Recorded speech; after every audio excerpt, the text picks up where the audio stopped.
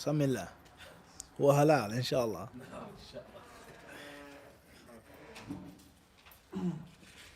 طيب بسم الله الرحمن الرحيم. الحمد لله رب العالمين والصلاة والسلام على رسول الله وعلى آله وصحبه وسلم تسليما كثيرا. أما بعد السلام عليكم ورحمة الله تعالى وبركاته. Tonight's lesson بإذن الله تعالى is on Lu'Lu Wal marjan, Kitab al-Zakah, chapter 46. The author, may Allah have mercy upon him, says, باب إعطاء المؤلفة قلوبهم على الإسلام وتسبر من قوي إيمانه. Chapter 46 says, bestow upon those in order to let them adhere to Islam and to remain patient those who are strong in faith. It says, bestow upon those who have newly embraced Islam and not yet strong in faith in order to adhere to Islam and to remain patient those who are strong in faith. The chapter heading, regardless of this translation, gives us a ruling of zakah. And that is it permissible to give money, whether it's just general charity or the actual alms tax, to those who are mu'allafa qulubuhum, people whose hearts are drawn near, fraternized towards the faith, because they're new Muslims, because they are kuffar and we want them to become Muslims, and things like this. Al-mu'allafa qulubuhum. Can we give them wealth? And those who are strong upon Islam, who are already adhering to al-Islam, what is their stance if you don't have enough money to give both of them? Instead of giving everyone an equal share, we'll give all of the money to the new Muslims so they won't go back to kufr and shirk, like we explained last week. In detail. That's what's meant by that chapter heading, and that is why it's in Kitab al-Zakah. That is why it is in Kitab al-Zakah. Khairan inshaAllah ta'ala. Let's move forward, bidnillah, with the hadith that the author mentioned. First one is hadith number 632.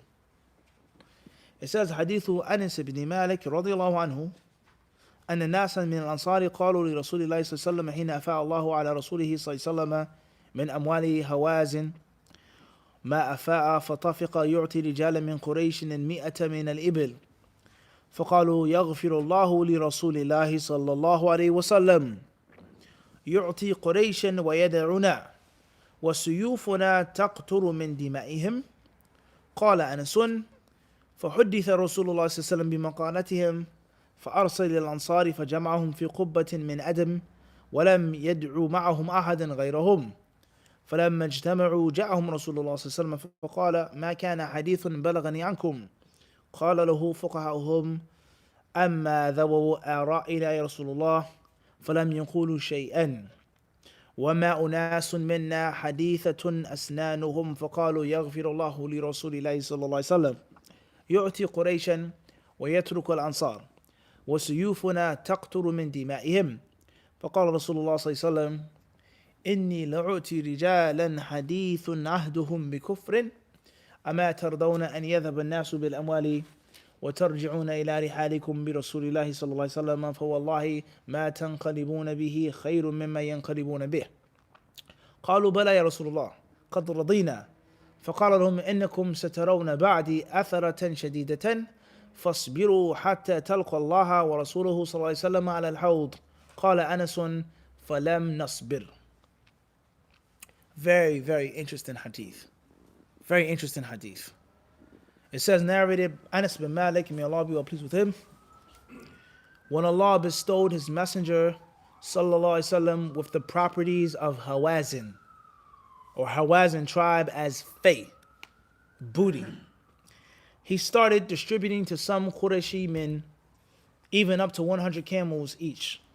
Whereupon some Ansari men said about Allah's Messenger sallallahu, may Allah forgive his messenger. He is giving to Quraysh and leaves us, in spite of the fact that our swords are still dripping blood. When Allah's Messenger sallallahu was informed of what they had said, he called the Ansar and gathered them in a leather tent and did not call anybody else along with them. When they gathered, Allah's Messenger sallallahu came to them and said, what is the statement which I have been informed, and that which you have said? The learned ones among them replied, O Allah's Messenger, the wise ones amongst us did not say anything. But the youngsters amongst us said, may Allah forgive his Messenger sallallahu. He gives the Quraysh and leaves the Ansar, in spite of the fact that our swords are still dropping the blood of the infidels. Allah's Messenger sallallahu replied, I give to such people as are still close to the period of ignorance. Won't you be pleased to see the people go with fortune while you return with Allah's Messenger sallallahu to your houses? By Allah, what you will return with is better than what they are returning with. The Ansar replied, yes, O Allah's Messenger, we are satisfied. Then the Prophet ﷺ said to them, you will find after me others being preferred to you. And then be patient until you meet Allah and his Messenger ﷺ at Al-Hawd. But we did not remain patient. This hadith, as I said, is very interesting. It's a tremendous hadith. The Ansar were upset and they were angry, and they thought that they were being dealt with unfairly or unjustly. Some of the Ansar, not all of them. These Qurayshi men who just barely accepted Islam, they just became Muslim, they didn't embrace you like we embraced you in Medina. These are the same people who kicked you out of your home. These are the same people who try to kill you and murder you and assassinate you and cause you mad and crazy. These are the same people who made you relocate. We were there from day one. We came and made a Hajj. We met with you secretly. We protected you. We gave you our bay'ah. And they get all of the war booty. They get all of the camels, 100 camels each, this, so on and so forth. And we come back with nothing. They were upset. They were mad. They were disgruntled. So some of the Ansar, from the young ones from among them, they made dua for the Messenger of Allah, pointing out or some type of negative connotation that he made a bad decision. He made a mistake. May Allah forgive the Messenger of Allah. What he's doing isn't right. They never necessarily disrespected him, but they said, may Allah forgive him. So the Messenger of Allah, he heard about what they had said, and he asked them about what they had said. He gathered them in a tent with no one else but the Ansar. And he says, are you guys upset because they're getting worldly, material fortune, and you have the Messenger of Allah with you? You're mad because they're getting a camel and gold and silver and sheep, and you have the Prophet with you in your tents, in your homes, in your city, in Medina, right? And then in this narration, he doesn't state about the clothes, and we have the outer garments, and we have the inner garments, and that the Ansar are the closest, and the other people are the outer garments. The closest garments to you that touch your skin, those are the Ansar. And the other people, they just what? Come and go. They had to be fought to accept Islam. 10 years passed by, they accept Islam. 7 years, they had to get buttered up with money. They had to get dunya to become a Muslim. And you guys accept Islam from day one. You're closer to me than they are, even though they are of my kin. Quraysh and Banu Hashim. Everyone understand this? The Prophet was not Aus or Khazraj, the two main tribes of the Ansar. He was a Banu Hashim clan. So you guys are closer to me. Why are you upset about what they're getting? They're getting nothing in comparison to what you're receiving. And then the Prophet ﷺ, in this narration, this version, he told them, and as if he was preparing them for what's going to take place in the future without this type of wisdom. Listen carefully. The Prophet ﷺ had a wisdom in not giving them any money.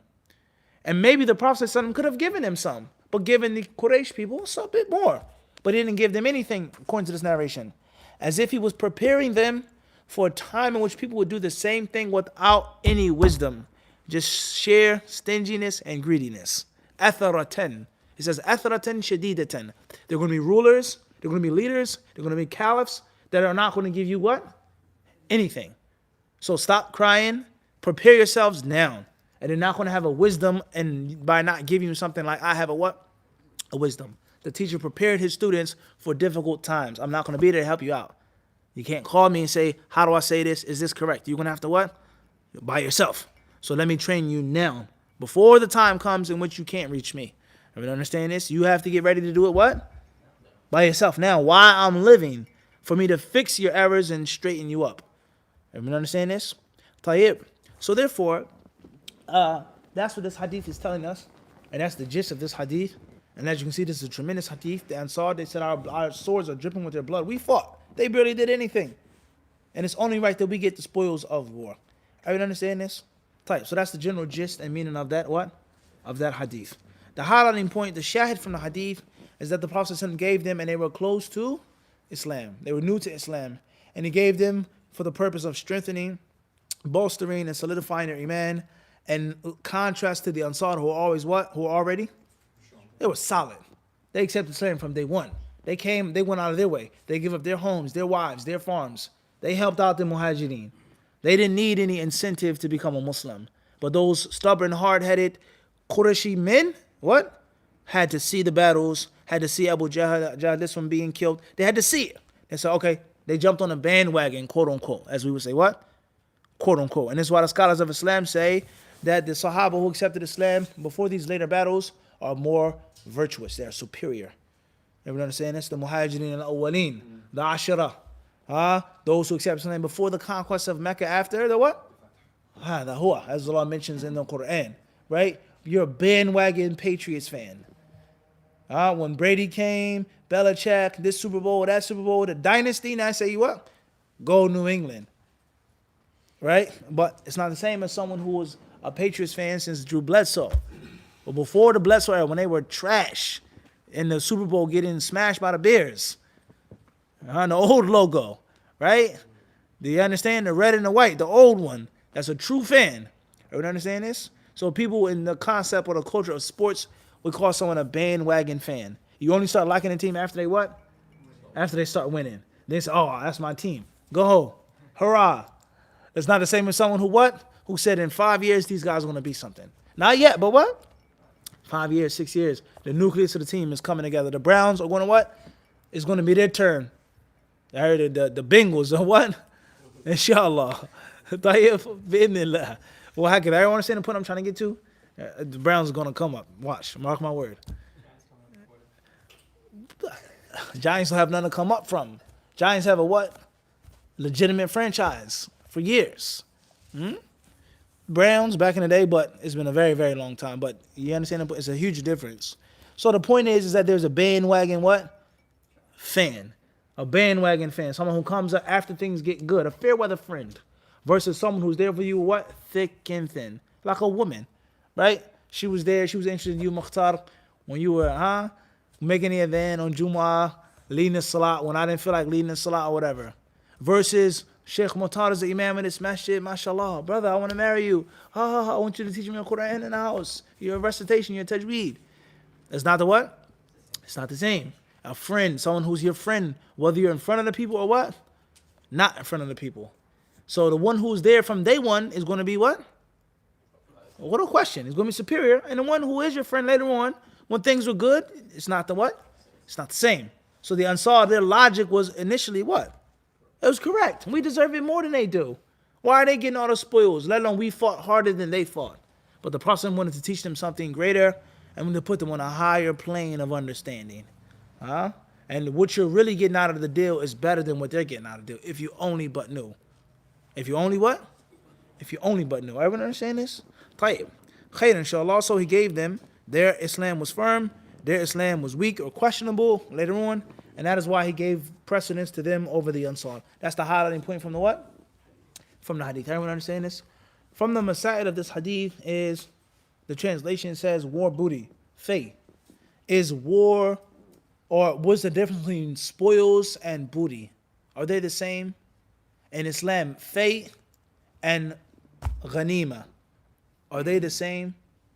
Anfal, maghanim, are they the same? Is there a difference between the two? Between fay and maghanim? What's the difference? But there is one. Tayyib. Anybody else? In English, is there a difference between spoils and booty? That was the same in English. Same, you say. What do you say? Amen. He said, I'm versed in what? Affairs of military affairs. Really? Tell me how you would what? What though? Let's look it up.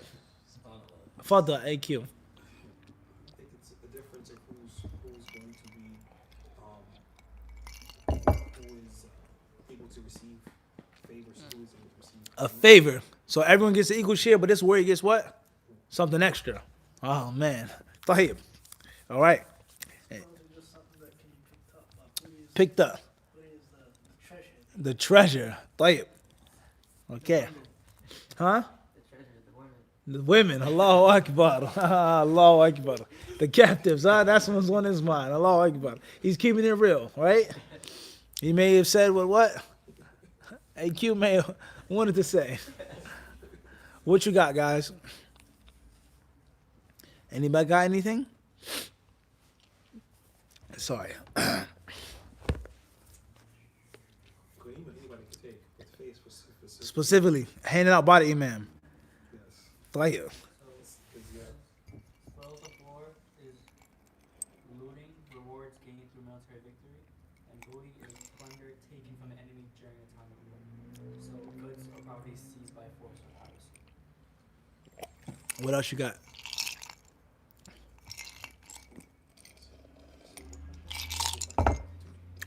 What else you got?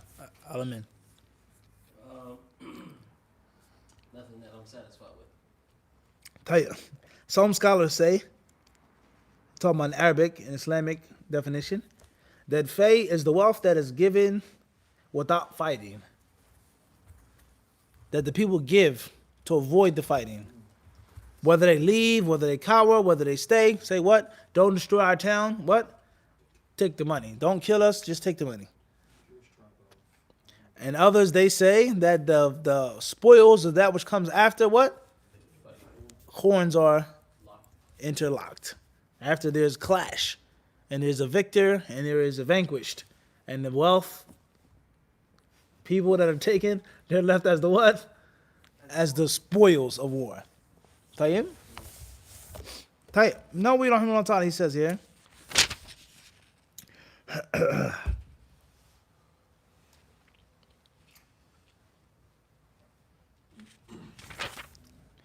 قوله في حديث أنس أن النبي صلى الله عليه وسلم أعطى يوم حنين من غنائم هوازن رجالا من قريش 100 من الإبل فعتب الناس من الأنصار إلى آخره. قال القاضي عياض ليس في هذا التصريح من الرسول أعطاهم قبل إخراج الخمس وأنه لم يحسب ما أعطاهم من الخمس. قال والمعروف في باقي أهل الحديث أنه صلى الله عليه وسلم إنما أعطاهم من الخمس ففيه أن للإمام صرف الخمس وتفضيل الناس فيه على ما يراه وأن يعطي الواحد منه الكثير وأنه يصرف في مصالح المسلمين وأن يعطي الغني منه لمصلحة. No, he says, Qadi Iyad says, in this hadith, it does not state that the Prophet ﷺ gave them this wealth before the khumus, the fifth. In other words, when it comes to spoils or booty, there is a process. And in Islamic legislature, it is not a chaotic, hectic, loot, plunder, steal, rape, kill, burn. It doesn't work like that. Rather, there's a system. You're not allowed to just take what you want and pick up what you want and snatch what you want and destroy what you want. Everyone is supposed to be treated equally and fairly. And if the imam decides to give a warrior extra, or people, or victims, or village, or etc., let alone the khumus, as Allah Azza wa Jalla mentions in the Quran, that to Allah belongs a khumusahu, a fifth, and then we went over this before. وَاعْلَمُوا أَنَّمَا غَنِمْتُمْ فَمِنْ شَيْءٍ يا أخي. طيب. We have the concept of calculation. And from that calculation, before the people get anything, is that which is called a khumus, a fifth of it. So let's say $1 million were taken. A fifth of the million is taken out before anyone gets what? Anything. Or The Imam himself can give extra things to the people out of that khumus, out of that fifth. Everyone understand this? Al-Muhim, there's a calculation, and it's supposed to be divided in what? Sectioned off property. Well, everybody clear on this, Hamza? You understand? طيب. So he says, it doesn't state here that the Prophet ﷺ gave them before the division of the fifth. Alright? And or does it state that he didn't take it out of the fifth? Doesn't state that, but he gave them. It says here, and is well known in our hadiths, is that the Prophet ﷺ only gave them out of the fifth. So if he gave all of those camels out of the fifth, then what? A lot more, 95 other percent. Everybody understand this? Moving forward. He says this also shows that the Imam is allowed to give the khumus. He's to spread it out and then give certain people certain things depending on what he sees. And they can give one a bunch. And then he gives it out in the benefit of the Muslims. The benefit of the Muslims, and that wealth can be given to someone even if the person is wealthy. For what? A benefit. They may say, why are you giving all these millions of dollars to this rich person? It may be what? A benefit. A gift, maybe a benefit that comes what? Later on. And if you're playing chess, you had to be able to what? 4 or 5 moves ahead. And not just knight to d3 or whatever, so on and so forth. Everyone understand this? Moving forward. No, rahimahullah ta'ala, he says, قوله صلى الله عليه وسلم إنكم ستجدون أثرة شديدة في لغتان إحداهما ضم الهمزة وإسكان الثاء وأصحهما وأشهرهما بفتحهما جميعا والأثرة الاستئثار بالمشترك أي يستأثر عليكم ويفضل عليكم غيركم بغير حق. The Prophet ﷺ says أثرة or 2 fathers أثرة, it proves as that a time will come in which people will not treat you justly. People will be stingy and greedy. And they will be unfair. They'll be biased. They won't divide the wealth as it's supposed to be what? Divided. A time will come. And this, without a doubt, min a'lam min nubuwah. This is a proof that the Prophet was truthful. Look how we live today. In some countries, some leaders, they take what? Everything. My money's in Switzerland. Okay? It's not even in the Middle East. Huh? You understand? Out of Dodge. You understand? Personal accounts. While the people in my country live like what? Dogs, rats on the street, eating all types of nasty things, drinking nasty water, cold, hungry, starving. They have to sell drugs, prostitution, so on and so forth. And all of my money is what? Harrods, right?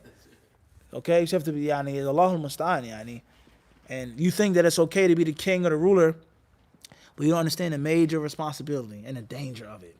Being in charge of people's bodies, their souls, their minds, their wealth, their honor, their protection. And you mismanage that money, you mismanage that protection, that honor, it's a serious, serious threat.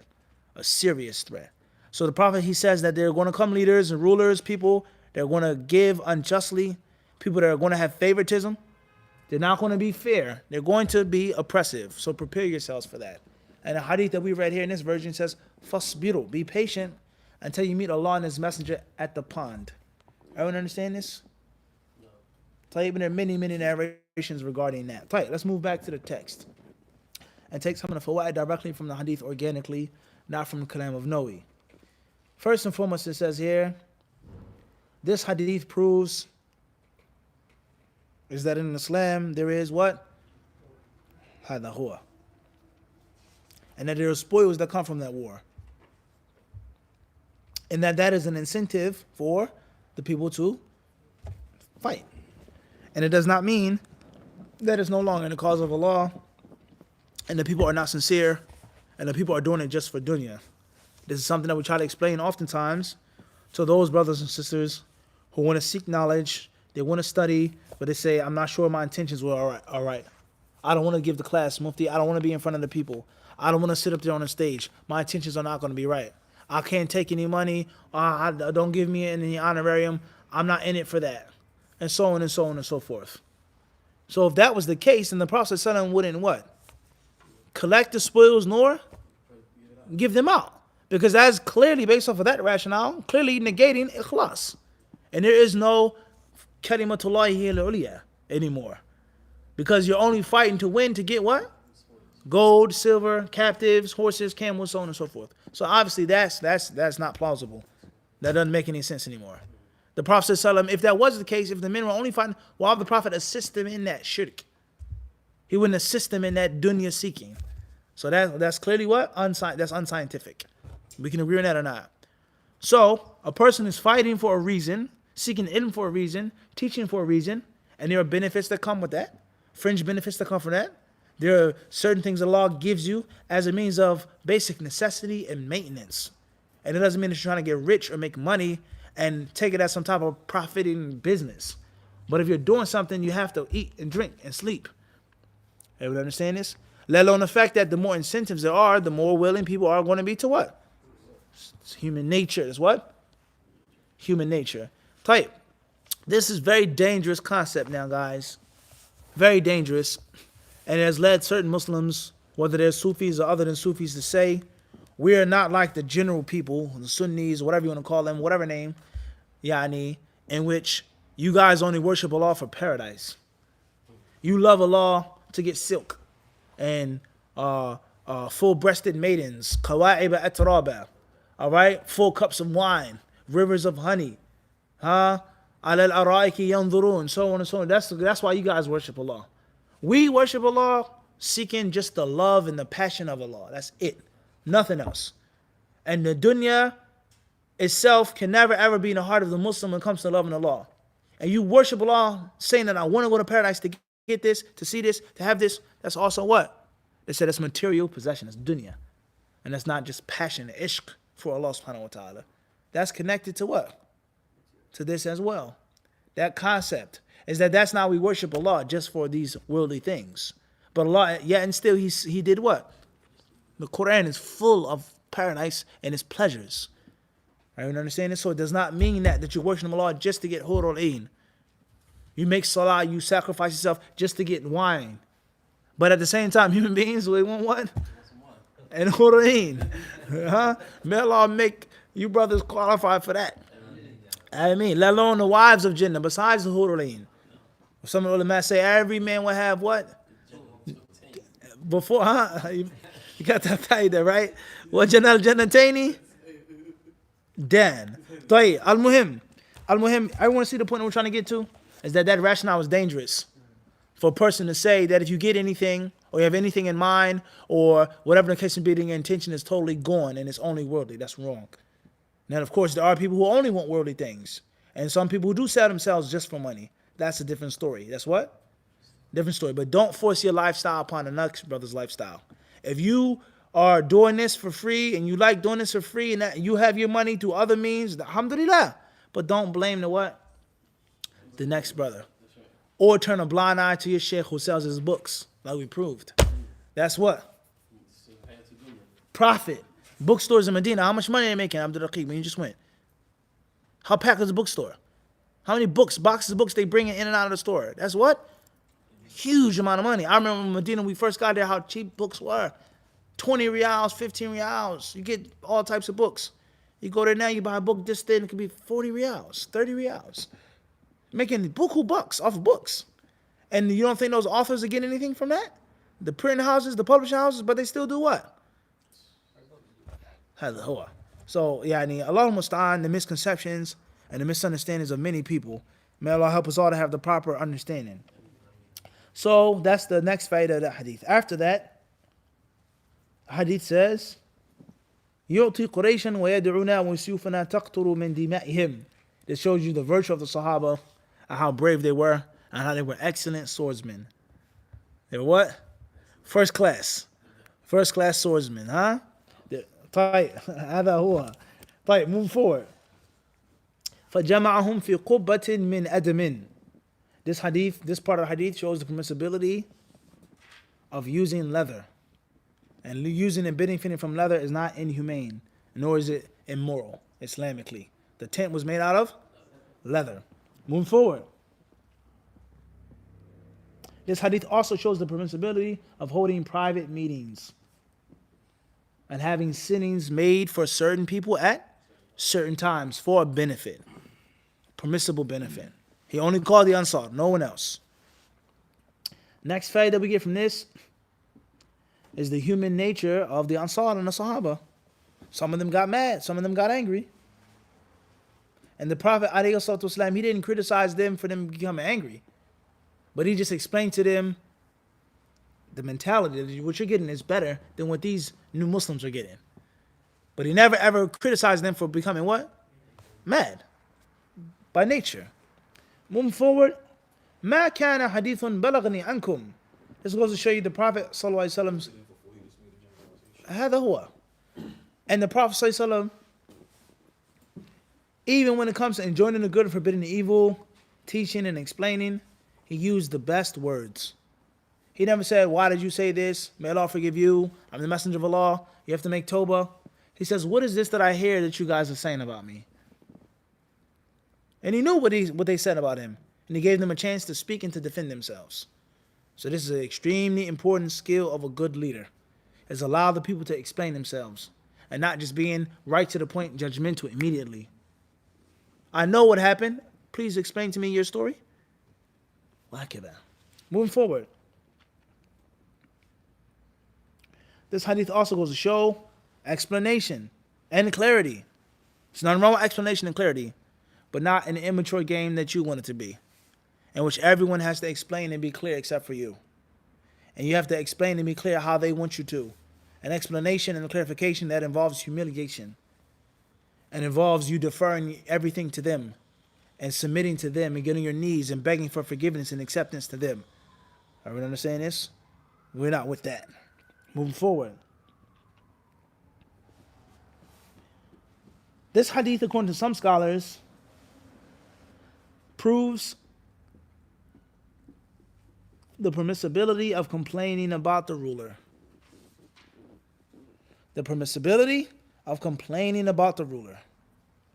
Some scholars have said that this hadith proves that protests in the Middle East and parts of Africa, Muslim countries, are permissible. It's permissible to protest and to go into the street and to voice the lack of pleasure, the lack of agreement that the people have with what the ruler is doing with them in their country. Some scholars have stated this. Some have said that. Moving forward. This hadith goes to show using logic and reason. Logic and reason is from Islam. The text does not go against logic and reason. Logic and reason doesn't go against the text. Are you not pleased? Such and such and such and such. And also asking questions that may be what? Theoretical or rhetorical questions. Then it says, إنكم سترون بعدي أثرة. And before that, this hadith also goes to show the permissibility for a person to praise himself if there's a need. And as long as there's no fitna. The Prophet ﷺ clearly told him, you're going back with me, and that's better than one man getting 100 camels. The only reason why it's better because my virtue. Everyone understand this? And there was a reason why he had to say that, to debunk something. Clear? Moving forward. إنكم سترون بعدي أثرة شديدة. This hadith shows is that there will be rulers. All of them are not just. All of them are not equitable. Right? And one of the solutions to people being unjust and unfair and selective, etc., is to be what? Patient. فَاصْبِرُوا. Be patient. حَتَّى تَلْقَ اللَّهَ وَرَسُولُهُ صَلَّى اللَّهُ عَلَيْهِ وسلم على الحوض. This narration says, until you meet Allah and His Messenger at the hawd, the pond. Is the hawd Kawthar? Or is Kawthar other than the hawd? Or are they connected? إِنَّا أَعْطَيْنَاكَ الْكَوْثَرَ. And then a hadith is talking about hawdi, my hawd, my pond, my river, my basin. Are they the same thing? Or is one connected to the other and the water from one pours into another? Are we understand this? There are many, many ahadith that talk about the Prophet ﷺ's hawd, and some scholars of Islam have said they are mutawatira. They've been reported by a mass number of Sahaba that all speak about from the phenomena of the Day of Judgment and the spectacles is the what? the hawd. People coming, drinking, cups more than the stars in the sky, whiter than milk, sweeter than honey. Whoever drinks from it will never ever will become thirsty. And then there are those who will get to the hawd, they'll be called and invited, and then they'll be what? Suhqan, they'll be pushed back, they'll be banished. And it will be said to the Prophet ﷺ, you don't know what they did after you. You don't know how they flipped and how they changed after you. They don't deserve to be drinking with you right now. All right, so this is from the Aqeedah of Ahlul Sunnah wal Jama'ah. We believe in this, and that it's real, and that it's literal, and it's not figurative. Okay? And this also goes to show you the virtue of being obedient and following the Sunnah, and the dispraise of being disobedient and not following the Sunnah. It can be a reason behind you being invited or you being what? Pushed back and banished. Everybody clear on this? Now this narration says, Talqa Allah wa Rasuluhu sa'ala hawd. Until you meet Allah and His Messenger at the pond. Most other narrations, wallahu alam, that the scholars mention, Hatta talqawni, until you meet me at the pond. But it says, meet Allah and His Messenger at the pond. The scholars of Islam, they say, as a further benefit on Aqeedah, any text that mentions meeting Allah indirectly affirms seeing Allah. It affirms ru'yatullah. Ru'yatullah. And that's because in the speech of the Arabs, and even in English, when you say I'm going to meet someone, someone's going to meet me, the first thing that you think about is what? There's no question about that. And you're going to look at that person, and they're going to what? هَذَا هُوَ. So to say anything that's for liqa Allah, the meeting of Allah, it indirectly affirms what? Ru'yatullah. And the madhab of Ahlul Sunnah wal Jama'ah is that we will see Allah in the hereafter with our eyes. I'm not saying me or us, I'm saying the believers. May Allah make us from among them. That the believers will see their Lord on the day of judgment. Ayanan bi absarihim, with their eyes. It's not going to be with their hearts, with their minds, or their feelings. It's what? Ru'ya. Nadhira. They're going to be looking. All right? And this ru'ya is going to be one of the greatest pleasures of the day of judgment and also in paradise. And that is for His specific believing slaves. Some scholars have a few details of which they differ. Will everyone see Allah first? Then Allah will screen Himself. Allah says, An Rabbihim yawmaidhan lamahjubun, right? And it also affirms the opposite as well. That Allah says they will be mahjubun on that day, meaning that others won't be mahjubun. And Allah is talking about the fujjar. And their book is in the sijjeen. And not the what? The abrar and the illiyun. Wahakidha. I'm understanding. So this proof also affirms the opposite. So the believers will see Allah. Will everyone see Allah? The believers and the munafiqs. And then only the believers will see Allah. Out of Him, the believers will see their Lord. That's for sure. And it is a real ru'ya with their eyes. And it's not figurative. As far as Ahlul Bid'ah and their different sects and schisms and their different ways of interpreting, and some just flat out deny it. Some say it is a reward that they'll get. Doesn't mean they're actually going to look at Allah. And the reason why they deny what's in the Quran, or falsely and figuratively interpret it, or incorrectly make the tafsir of it. All right? Unzuruna naqtabis min nurikum. And the word nadhara doesn't always mean to look, but also means to wait. Muntadhira. Versus ila, the linguistics which they're wrong in. But the reason why they make that false ta'weed is that they say, if you say that Allah can be seen in hereafter, that means Allah is in a place. And Allah can't be in a place because of laysa kamithlihi shay. So Allah can never ever be in a place. If you put Allah in a jihah, you put Allah in a direction, that means that Allah is being encompassed, Allah is being captured, la tudrikul absaru wa huwa yudrikul absar, etc., etc., etc. It's supposed to show you how false that premise is, and it causes you to negate and not to believe in so many ayat and ahadith. Allah says it, the Messenger says it, the Sahaba agree on it unanimously, the four Imams, etc., and they say what? It's impossible, unbefitting to even say that word, that you can see Allah, and Allah is in an immortal place, so on and so forth. So as we said before, and we'll say again, that concept of ta'wil is poison, and it's toxic, and it's venom. You understand this? And it's not the madhab of Ahlul Sunnah wal Jama'ah. You understand this? Wallahu Azza wa Jalla surely knows best.